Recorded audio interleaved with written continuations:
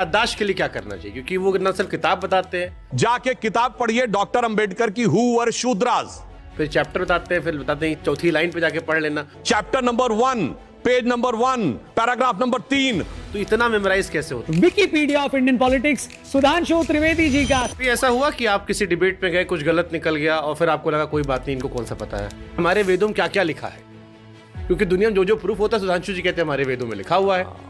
तो एक बार सुधांशु जी बता दें कि ये रह गया ताकि पेटेंट करवा। अच्छा प्रश्न किया है। नेहरू जी ने और कितनी गलती की थी, भी होता तो होता, नेहरू जी पे डाल दिया गया, उन्होंने ये किया था। नेहरू जी में हिटलर की झलक दिखती, 0 वोट मिले नेहरू जी को, वो नेता जिसको उसकी पार्टी में किसी ने नेता नहीं माना। नेहरू जी और मोदी जी में बराबरी नहीं हो सकती। तक्षशिला या नालंदा जैसी यूनिवर्सिटी आप लोगों ने क्यों नहीं बनाया? अब तो 11 साल हो गए। बार बार ये कहा जाता है कि मुगलों ने भी इस देश को बहुत कुछ दिया है, लाल किला, ताजमहल, कुतुब मीनार दिया है। रेगिस्तान वालों को, रहने वालों को बाढ़ से बचने की टेक्नोलॉजी पता थी।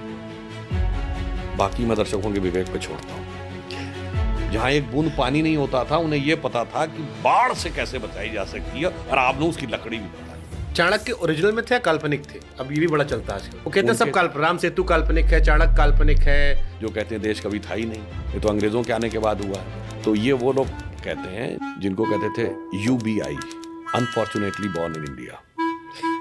ABCD, अमेरिकन ब्रेन, कंफ्यूज देसी। तो मेरे विचार से इंडियन ब्रेन से समझिए। अब बौद्ध इंडिया से गायब क्यों हो गए? बाबा साहब को कोट करके कह रहा हूं, there is no doubt about it that the decline of Buddhism was because of the brutal invasion of Musalman. आजकल चल रहा है कि मस्जिद खोदो नीचे मंदिर मिलेगा, वो कहते हैं थोड़ा और खोदो बौद्ध मठ मिलेंगे। भारत आजाद हुआ 47 में, उस समय दुनिया का सबसे बड़ा बुद्धिस्ट कंट्री कौन था? चाइना। चाइना से बौद्ध धर्म को किसने नष्ट किया? कम्युनिस्टों ने या हिंदुओं ने? तिब्बत किसने तबाह किया? सबसे बड़े धर्म गुरु कौन है बौद्धों के? दलाई लामा। उनको जान से मारने की कोशिश किसने की? भगवान बुद्ध की सबसे बड़ी प्रतिमा कहां थी?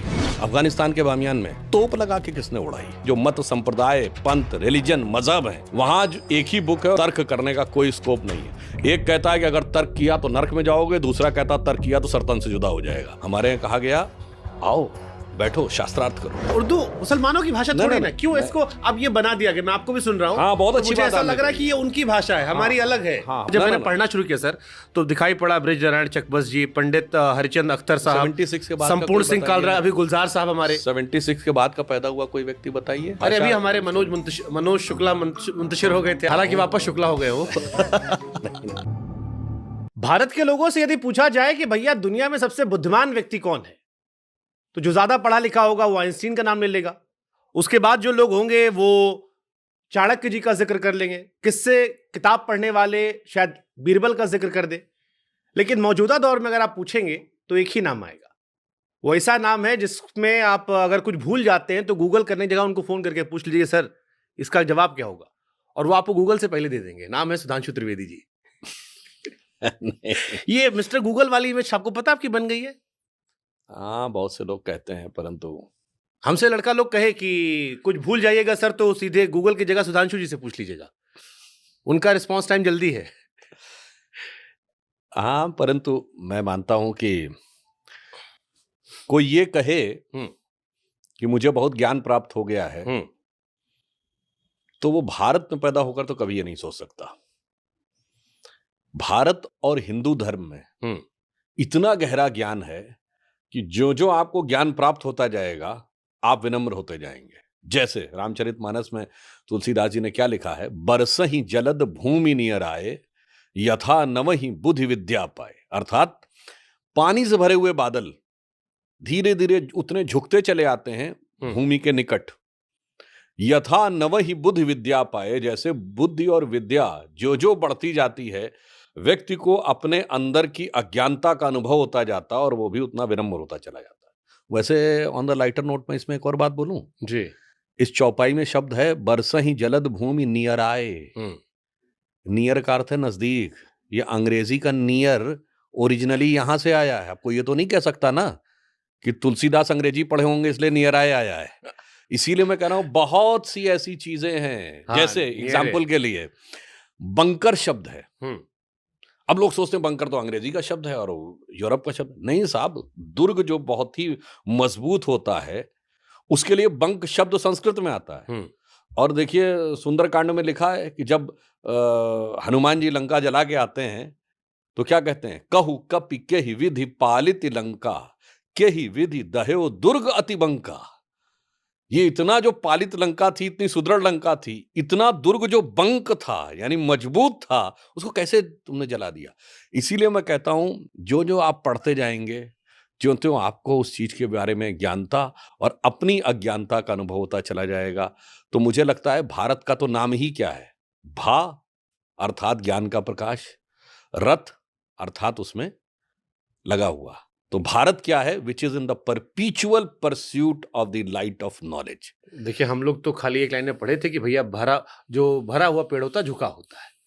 उसकी 200 शब्दों की व्याख्या आपने की है, वो आपके ज्ञान को दर्शाता है। लेकिन हमसे आपके आलोचक कई कहे कि सुधांशु जी से पूछ लीजिएगा कि हमारे वेदों में क्या क्या लिखा है, क्योंकि दुनिया में जो जो प्रूफ होता है सुधांशु जी कहते हैं हमारे वेदों में लिखा हुआ है।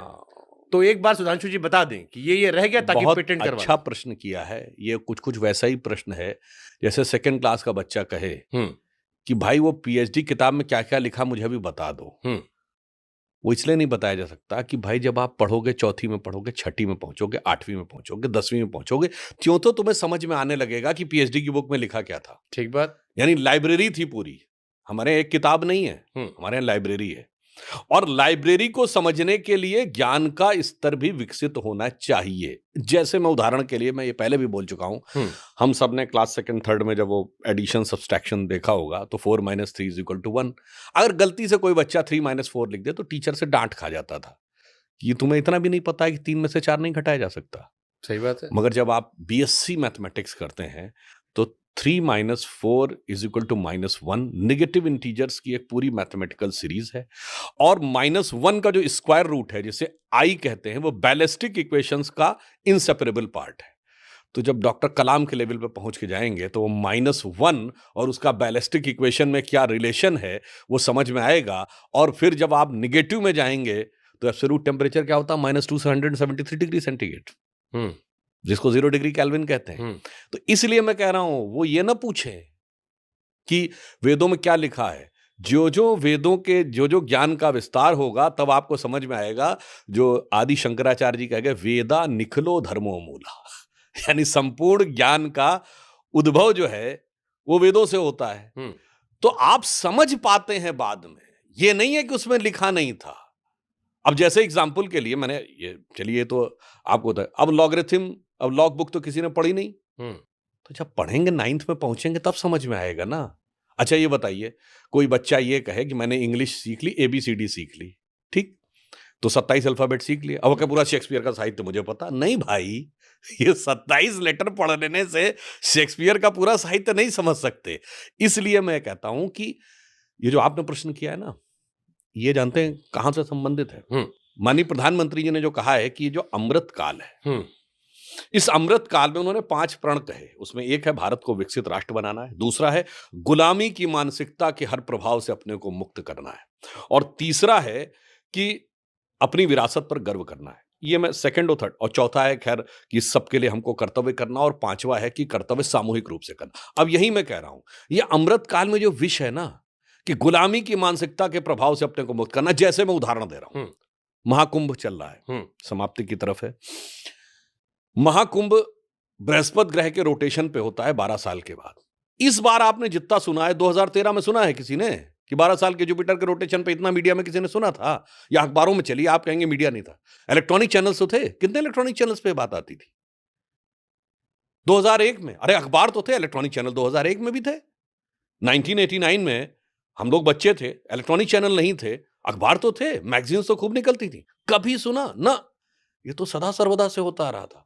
परंतु अब जो जो वो अज्ञान का पर्दा हट रहा है, त्यों तो समझ में आ रहा है। ऐसा नहीं कि कुंभ के होने के आयोजन की प्रक्रिया में कोई परिवर्तन आ गया, हमारे समझने की प्रक्रिया में परिवर्तन आया है, यह समझने की। बट जैसे कुंभ का जिक्र आपने कर दिया, अब आपके आलोचक इस पे भी कहते हैं कि 144 साल वाला तो हर बार आता है, पिछली बार भी जब हुआ था तब भी 144 कह दिया गया था, इसका कोई प्रमाण नहीं है। ये अखिलेश जी से लेकर तमाम लोग लगातार आरोप लगा रहे हैं। देखिए, एक बात तो मैं ये कहूंगा, ये वही लोग हैं जो हर चीज में हिंदू धर्म और सनातन धर्म की आलोचना करते रहते हैं। ऐसा कोई प्रूफ है 144 साल का? देखिए, बहुत सिंपल सी बात है, 12 साल में एक बार होता। वैसे वो 72वें के बाद 83वें वर्ष में आता है। जुपिटर की साइकिल 12 साल की है, तो 12 साल की साइकिल के बाद यदि जो वो 12 साइकिल पूरी करेगा तो 144 ईयर्स होंगे। अभी जानते हैं क्यों लोगों को नहीं समझ में आता? लोगों के अंदर क्या हो गया है कि वेस्टर्न इन्फ्लुएंस ऑफ नॉलेज की जड़ता इतनी ज्यादा है। जैसे मैं बताता हूं, वेस्टर्न थ्योरी ये कहती थी धरती चपटी है और धरती स्थिर है और सूर्य पृथ्वी के चारों ओर घूमता है, यानी जिसको कहते थे ये अर्थ सेंट्रिक मॉडल। फिर आया हेलियोसेंट्रिक मॉडल कि सूर्य के चारों ओर सारे ग्रह घूमते हैं। सूर्य भी स्थिर है क्या? नहीं है ना, वो भी तो मिल्की वे के चारों तरफ घूमता है और उसमें वॉबल भी करता है। तो इसीलिए दुनिया की बाकी सभ्यताओं में ज्यादा से ज्यादा कॉन्सेप्ट है ग्रह का, नक्षत्र का सिर्फ हमारे यहां कॉन्सेप्ट है। ठीक है, एंशिएंट ग्रीक्स और उनमें था, वो हमारा ही इन्फ्लुएंस था। नक्षत्र दिखाता है कि बैकग्राउंड का कॉन्स्टेलेशन क्या है।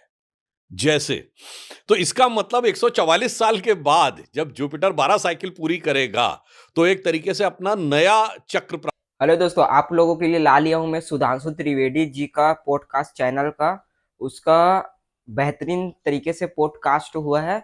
उनका इंट्रो, उनका ओपिनियन, उनका राय, सब चीज़ देखना, एकदम बेस्ट दिए हैं। और ये ज़्यादा मिनट का नहीं है, सिर्फ 30 मिनट का वीडियो डाला हूँ आपके लिए। आप पूरा वॉच करना और मज़े लेना कि बहुत कुछ सीखने मिलेगा।